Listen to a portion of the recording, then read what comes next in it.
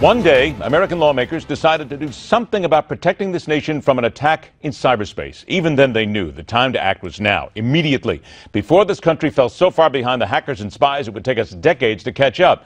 Good idea, save for the fact that day was 4 years ago. And here we are with the Cybersecurity Information Sharing Act finally having passed the Senate, one step closer to becoming law, meaning when the bill was first being discussed, we weren't staring at 4 years of falling behind the cyber world. So in essence, 4 years later, is this even a big deal? Welcome back, the chairman of Identity Theft 911 and Credit.com, former director of the New Jersey Division of Consumer Affairs, and author of the forthcoming book, Swiped: How to Protect Yourself in a World Full of Scammers, Phishers, and Identity Thieves. Adam Levin joins us on the show. Adam, it's good to see you again, but I'm telling you, I just have to ask that. Here we are 4 years later. Are we already, once again, already 4 years behind? Well, I think we are, and good evening to you, Ed. I think that, note the title of the bill, the Cybersecurity Information Sharing Act, and in this case, there are a number of people wondering whether or not sharing really means caring, and they're not so sure it does. It's taken way too long to get here, and the concern is that the here that we got to is not necessarily the here that we need to get to, especially when it comes to the privacy side of this, where they feel that a lot of privacy protections have been sacrificed. There are fuzzy definitions, there are great concerns about warrantless surveillance, and there are just great concerns as to really how effective this law would be anyway. All right, Adam, let's go ahead and be positive here for a moment, and let's look at this. The Cybersecurity Information Sharing Act, passed by a vote of 74 to 21 in the Senate. Okay. On the positive side of things, what, if anything, does this do to move us forward to further protecting the United States from cybercrime? Well, it's the sharing part, is the fact that there needs to be greater sharing of information. Well, when you're talking about sharing of information, you're talking about between government entities, correct? Not necessarily people. You're talking about people that can actually get together and stop the crime?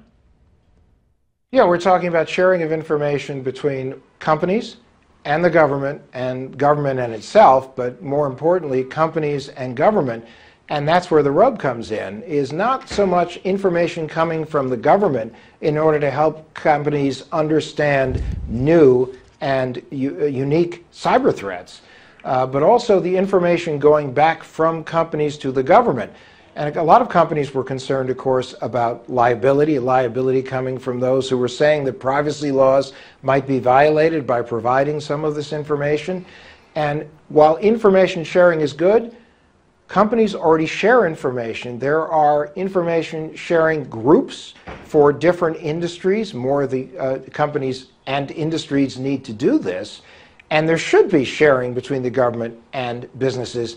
The real issue, though, is the information that businesses sharing with the government, exposing personal information of their clients and customers to the government, not just the Department of Homeland Security, but also the NSA and the FBI. You just hit the point here. We've got about a minute, 90 seconds or so left here. In the CISA, you talked about it. Privacy advocates argue that the bill encourages companies to collect personal information and share that personal information with the government. Adam, to be very honest here, at the end of the day, don't we have to share some personal information somewhere along the line to keep us safer in this type of society? Oh, no, listen, there's no question that there is a balance that has to be maintained between privacy and security. And we all acknowledge the fact that we're going to have to give up some of our privacy in order to get stronger security protocols. But at the same point, the concern is that too many people may be swept up in situations where it's one thing if it goes to the Department of Homeland Security. And it's also the fact that this bill is requiring those companies that voluntarily participate to scrub personal identifying information from whatever threat indicators they send to the government. The only issue, though, is how is this information being scrubbed? Who is scrubbing it? And the same who that may be scrubbing it are the who that never protected it in the first place, and hacks occurred because of the failure to properly protect it. So that's one of the rubs. I'm going to get about 30 seconds left. An opinion page in the Washington Post, Ted Koppel, the former ABC anchor, said, and I quote, The internet, whatever its many virtues, is also a weapon of mass destruction. Do you agree with that statement? Oh, I totally agree. I mean, the internet has opened up an entire world to us, but it's also created a situation where breaches have become the third certainty, that cyber war has replaced the Cold War, and that we are all exposed, and we need to work together. That's why information sharing at one level is good. It has to be a collaborative effort between consumers, government, business, and the media. The question is, when does collaboration expose the privacy of Americans to such an extent that we're concerned? I want to remind everybody about your forthcoming book, which is going to open up a lot of eyes. Swiped: How to Protect Yourself in a World Full of Scammers, Phishers, and Identity Thieves.